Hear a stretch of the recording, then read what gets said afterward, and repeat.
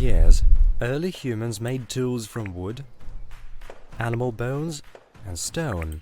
Metals were unknown to them. What a loser. While searching for stones to make their tools, early humans came across reddish-green pebbles which were prized mostly for their rarity and beauty. These pebbles were copper nuggets. Copper seemed peculiar to early humans as it was much stronger than gold. They observed that these nuggets could change shape when struck. The next important step is use of fire to smelt metal. People learned that on heating, copper became soft and it was easier to shape it. Therefore, copper was used to make simple decorations. People came to know that metals melt at a very high temperature and become liquid, so they started melting copper nuggets.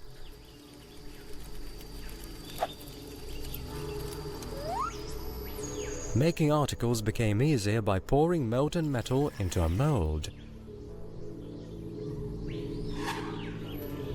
Copper offered people a great advantage over stone. Metal tools were far more durable than stone ones, which could shatter if hit too hard.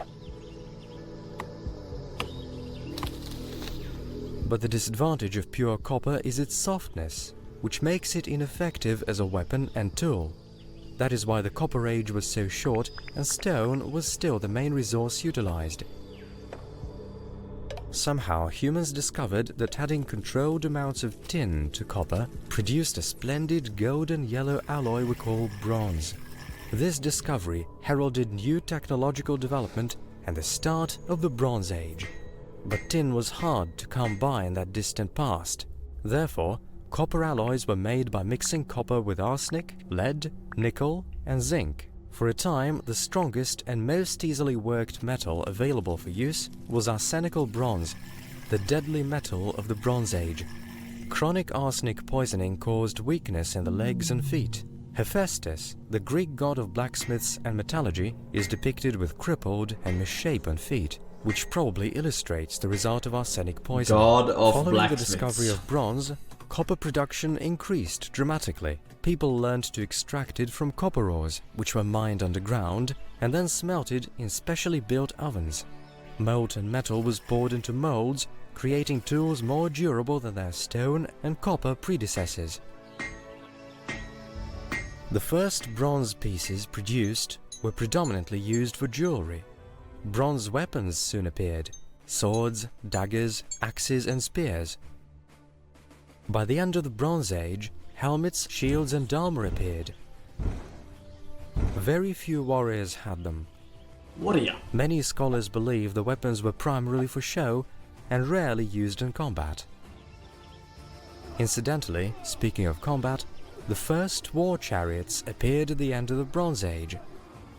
The discovery of bronze revolutionized society. Bronze axes felled forests and cleared more land for growing crops and raising cattle.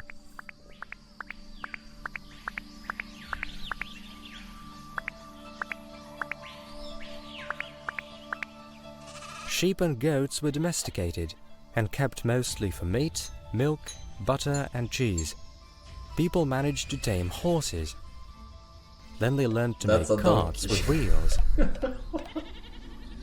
The land was ploughed by teams of oxen. Bronze sickles had a sharper edge and would help reap the harvest faster than those made of stone or bone. Irrigation was invented. This facilitated farming and was favorable for the crops. As a result, farming... Alright, when does the Silver Age start?